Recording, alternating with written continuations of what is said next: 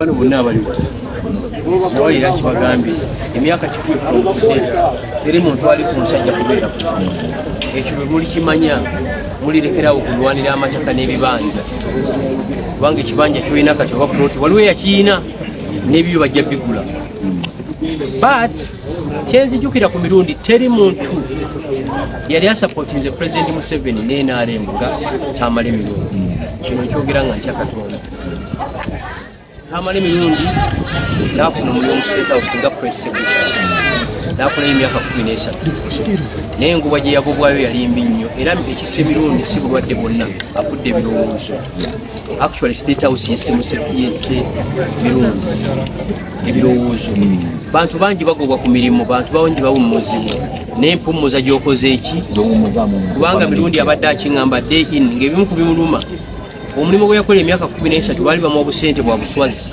eyamuddira mu bigere ne bamutikka ebikutiya bya ssente ekyokubiri ne bamulonda okubeera senior presidential advisor nga talina woofiisi ebadde ku Diwinton wali muntegeere nga ba presidential advisor bonna abala balina amawoofiisi so kibadde kimuluma nnyo nno era nga mirundi sola 14 dakika ziwera 5 n'atagamba nti ne bankozesa ne bansuula ng'embwa sekisse mirundi birowoozo ebizo depression mu luzungu depression ne bogenda ku internet ekozinga endwadde nnyingi mu bulamu bw'abantu wadde otera nnyo okwogera ne Tamale mirundi era nga bwomu ababadde bamuwa ssente ekyo kimenye musaka mubeezaawo bw'abadde ali star awo nga nkubira ogamba okumubeezaawo banga agamba nti bwina kuze mbadde nkola ki akamuyambako naye abadde agenda awo ebiraamo eby'enjawulo gwalina ekiraamo kye yakugambako nze nja kubyogera mu kuziika yaŋŋamba twakkirizanya bwe musookanga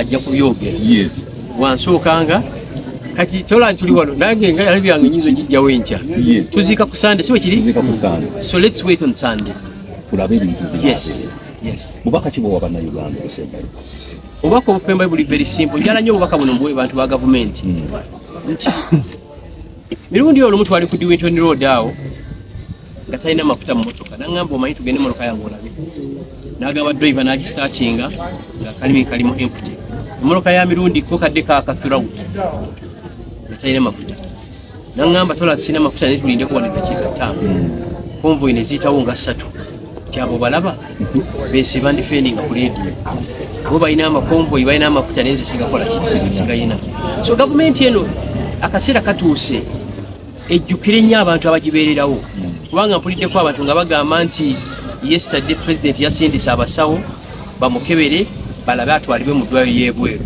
that's what I've heard simanyi bakituufu lwaki bamulinze kugwawo mirundi amaze omwezi mulamba muki mu ddwaliro President Museveni ayita ku Entebbe Road Express olumu yali badde ayita nawo n'abuuza ku musajja we lwaki bamulinze amaze kukola ki kusaanawo so tulage abantu ebikolwa ebyekisa nga bakyali balamu omuntu mugulire ku kifi kyeko kakiriye wabanywa kabiya kamugulire akakole ki akanywe tomulinza muleesa bimuli don't be shocked nga gavumenti egambye nti egenda kufutinga biiru y'okuziika tekikwewuunyisa ezo kigamba mirundi abiraba mirundi bino bibumulaga kaakati yali abyagala luli ne bwemunaleeta fuso z'ebimuli 100 ebimuli yali ayagala biraba nga akyali mulamu muntegeera ndowooza ate ndoza n'ab'ekika tukwatagane tubigobe ebyo ebintu bye baleese bwetuba situlina ssente tumuteeke ku loole paka wa kaliisizo lwaki bamulaga okwagala kaakati nga badde abonaabona ansabi lwaki omulambo gwagalwa nnyo okusinga abalamu lwaki kale kyekyuke lwaki baagala omulambo gwa mirundi okusinga mirundi mujjukira rights z'ekayunga ndayira nga nti akatonda ebiseera ebyo nobody would even stand up okudifendinga gavumenti eno ni President Museveni it was always Tamale mirundi mutegeere mirundi ofiisi ebadde ku Diwinton Road mu ka restaurant endala eri ku lubaga ku Joyster mutegeera ndowooza lwaki bamulaga okwagala kaakati ng'afudde mu kubonaabona kubanga bange waliwo obwedde alimu kubawaananga ne bafudde ennyo kaakati waayi mu Uganda tukimanya abanene ba gavumenti nga ne bwafuna ssenyiga ennyonyi bagiteekamu amafuta n'agenda okujjanjabya so that's rubbish nze Moses kiwage mukulu Gashumba mwamu era bali mu gavumenti eriwa nkolanga ni mu gavumenti naye ekyakolebwa Tamale mirundi olowooza nti nno kyali kisaanidde okukama Tamale mirundi ekimukoleddwako abala kibawo ekyokuyiga ekyo kyova olaba abasinga abaliyo bali mu kubba bubbi beetegekere nti ni keesi bw'aba alwadde akasente weekali akamutwala Germany oba Spain. Tamale mirundi kyeyabba mu gavumenti singa mwegenza abantu bonna ababbye mu gavumenti bali ne comfort zone. So Tamale mirundi ayigiriza abali mu gavumenti nti bwe bajja olibbira ddala ti bwe bali kugoba obeere ne sente zikola ki zikujanjawo. Yes. Sebo tuyanze ne tuyanze. Dira, okay, mkomi Gashumba. Kino kya luzungu. Do you appreciate this government appreciates you when you are dead? Is it logical? And I think I said it in Uganda. Nobody has ever defended President Yoweri Museveni and the NRM government like Tamale mirundi. Do they think of tomorrow? No, let me tell you, the NRM I know will never take care of you. They are users. NRM is a party for users. Mirundi has suffered day in, day out from January to December. Can you imagine a senior presidential advisor all the time calling friends if they can avail him with fuel? And we know ministers, we know top government officials who have convoys. Where do they get that fuel from? From the government of Uganda. Trust me, I don't even believe. I've just heard that the government is taking over all expenses to do with his burial. Why are they doing it now? When Mirundi needed them more, they were nowhere to be seen. Don't appreciate people when they are gone. Appreciate them when they're still alive. You get it? Okay. Simple.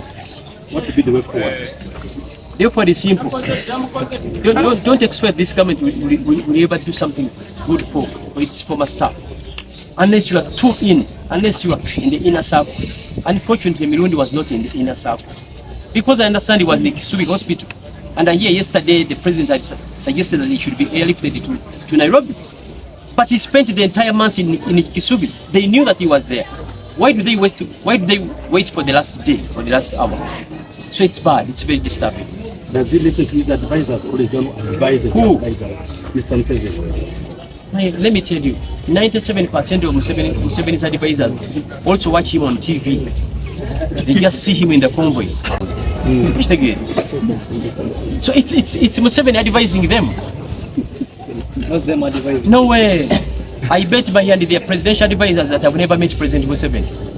Even ministers, by the way, know it from today. Ministers can only access President Museveni at the cabinet. There are ministers who can even take 3 years without shaking Museveni's hand.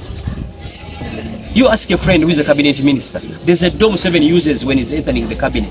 After chairing it, he goes back. You get it? You've seen it in different events where President Museveni is to attend as the chief guest. You see ministers squeezing themselves to shake the hands of the president.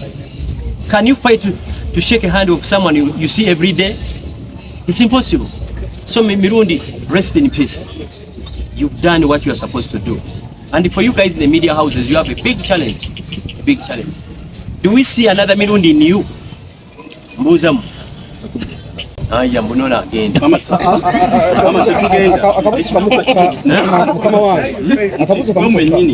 Mumwe nyini. Butujja yefu emitweja. Ngamugamba lengero yayogera biki. Fe bani? Mwaba mukumwe. Bani? Dada mukuru Gashumba. How? Because sometimes you don't support us, you people. Why would I support you? Then why should we get the courage? Am I your father? And now you see. Let me tell you, are you my son? Why should we not be honest? Let me tell you, it's very simple. You a man, you must hustle. Build a brand that no matter where you are, big organizations will look for you. You guys that have social media, whatever, TikTok, Instagram, Twitter, how many brands advertise with you? The type of content you upload. You get it? You must have strategic marketeers, sales people who can market your how they call it, content. Your blogs. Do you get my point? We have many companies in Uganda. How many advertise with you? How many? Because the content you upload does not line with those corporate organizations. You get it? And let me tell you, my brother, nobody, don't ever think that anyone cares for you. You remember this guy who left Uganda and is in Canada? Crazy. Libra. Yes. I had a serious quarrel with him in my office. How can you have a blog called Wolokoso? There is no serious person that will give you an interview. Nemugamba, you change it, natandika. Yes. Oyo mwana we yavira wanonga atandise okuinterviewinga all the big guns in the country. Mukitegera ndowooza. Ate mirundi abadde discussing a topic from the start. Mutegeera ndowooza. So mirundi abadde all around. Kakati nze singa okunnuma Muzaata yafa. Ne Muzaata teri yali amulidde mu bigere. Owokubiri yali Isma. All access. Naye teri yali amulidde mu bigere. Mutegeera. Kinnuma nnyo kati nkebedde ku simu ya mirundi bwe njikuba tayinza gikwata. Muzaata takwata simu yange. Isima tagikwata. Archbishop Sitolo wange ali mukwano gwe tagikwata. Ani omulala Bishop Kagowe Masaka. Mutegeera. Enjawulo eri emu nti tuli mu layidi. Simanyi oba gwoddako banze nefe nali tuli mu line ujulaba bali ku luwale wa mirundi emyaka 10 from today teri muntu agenda kubeera ku nsi mingi nnyo okitegera ndowooza so tufiira kinga tulwanira amataka n'amaploti okitegera gwe ploti gyoyina okimanyi nti aliko nnyiniyo so tulimanya nti tujja kuva ku nsi kuno tujja kuyisa obuki obulungi mirundi abadde mutasangibwa abadde mukwano gwange nnyo nga gyenkoze kitotagenda kulabira ku mugenzi Tamale obuteete mirundi ng'omuntu gw'osuubira tajja mulumba ye gwalumba ye gwakola ki gwalumba ate wano kirirere mu bannamawulire muli batiitirizi mulinganga mpisa mutya kyevolaba muli mu zino sho zino eza sakibu zalibye mulimu ebyo nezino ensonga enkulu ezeggwanga tenzimuzikola ki temuzirimu